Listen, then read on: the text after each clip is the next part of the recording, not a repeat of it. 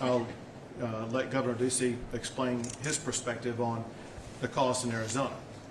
That said, listen, with all due respect to the LBB and their budget projections, it's based on nothing but fiction. The way the budget works in the state of Texas is voted on every other year. And only members of the legislature get to cast a vote and determine how much money to allocate to any particular program, including public education as well as school choice. The amount it looks like to be allocated to school choice this session is $1 billion. Is wrong, flat out incorrect, for anybody to suggest that number is going to grow larger in future years. The number can only grow as large as much as the Texas legislature decides to appropriate to it. And so unless and until we get to future sessions, only then will a determination be made about whether or not it's going to increase or decrease. And that gets back to the last part of your question. Are parents going to be kicked out? I appreciate your optimism because you're assuming that it will be fully subscribed. This, when it passes, will be the first year ever we've had school choice. And it looks like it could be up to, for what, 70, 80, how many thousand? Close to 100,000. Close to 100,000. It depends on how what bucket they fall into, 80 to 100,000. Here's what nobody knows. How many people are actually going to participate in it? Is it going to be 100,000? We don't know that. And we won't know that until we get into the system. After we learn how many will subscribe to it, we can calibrate at that time just as we have with regard to charter schools. But right now, it would be guesswork to assume that would be more, let's say, an oversubscription, and what would happen to those if it is oversubscribed, and what the cost would be. But again, the cost is going to be limited to only what the Texas legislature appropriates to it, with no automatic increase in future years. Governor. Hold on a second, because I mentioned that the Arizona governor can respond to any cost in Arizona. So school choice has been wildly popular in the state of Arizona, and it's also been a winner in the state of Arizona, not only for parents, but both for the budget and financially. When I came into office in 2015, we had a $1 billion deficit. We put more money per capita into K-12 education than any other state in the nation over the next 8 years. We also got our teachers a 20% pay raise during that time while we expanded school choice. I left the current governor, Katie Hobbs, a $2.5 billion surplus. That's with school choice. Any budget challenges that they're facing today is because of irresponsible spending that's happened since 2023. So they need to not spend as much as they are spending and just allow the state to grow and use the revenues appropriately. Can I ask about low-income families? Again, you guys have talked about this a lot in terms of how do you get people in low-income areas where there aren't many private schools potentially for them right now? Like, what happens to those families? Do they get, a lot of them can't afford to make that transportation. I know in Arizona, I've read stories where there's still a lot of low-income families who can't participate in the ESAs because they don't have the money for transportation. They don't have all the money for all the other costs. So what happens to those families? Is this a wait and see and wait for competition to get to their school districts? Or do you help their school districts now in some way that makes it a good education, even if you're in the south side of San Antonio or in the Fifth Ward? So first of all, the program is designed as for a family income of $161,000 or less. Secondly, I would tell you that if you look at the charter school movement, we don't provide transportation, and our charter schools are bursting at the seams. There are thousands of people on the wait list.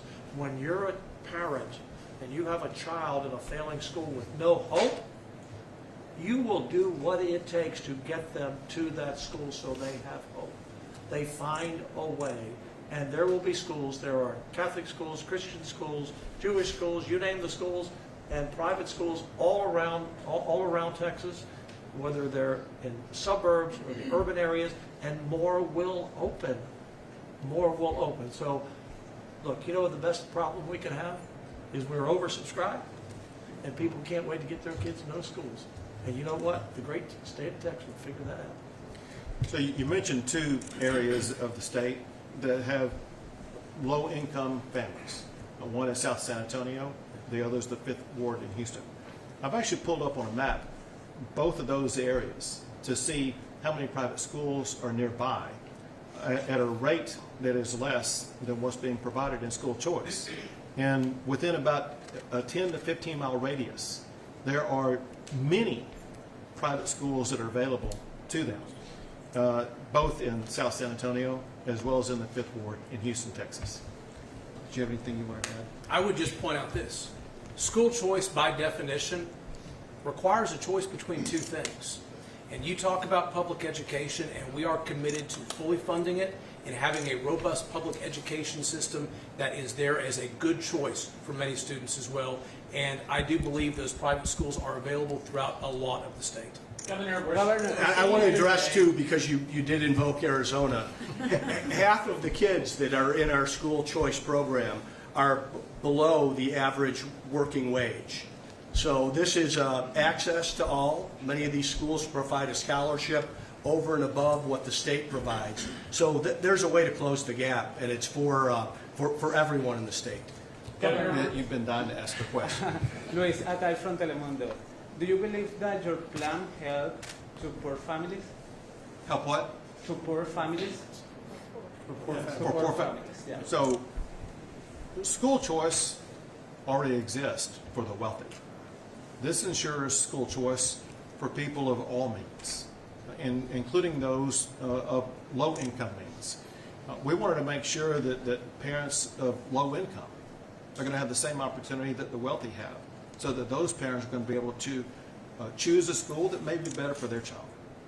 Two more questions. Governor Abbott, we spoke with Representative Eddie Morales today, who represents the biggest district in Texas and in the country, and he also said that private schools are scarce.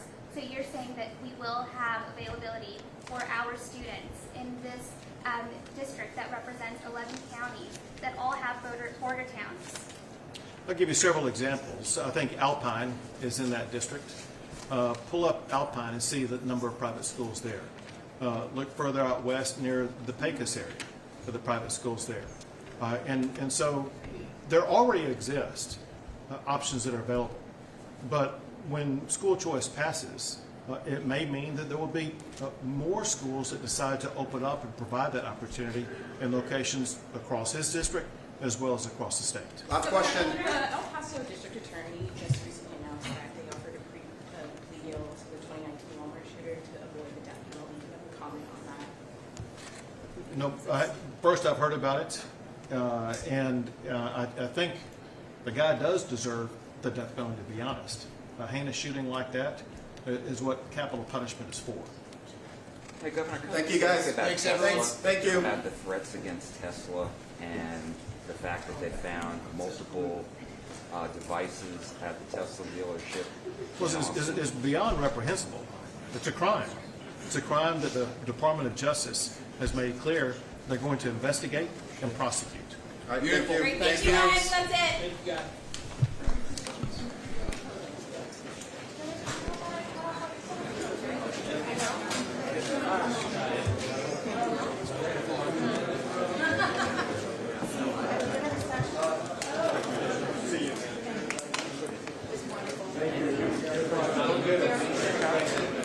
How are you?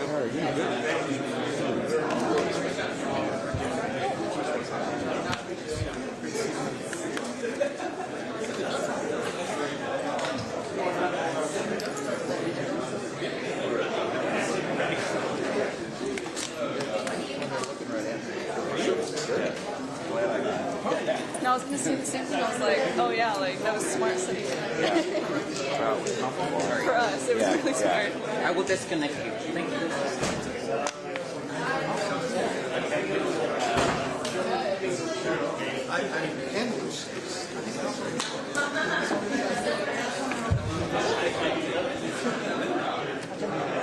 Yeah.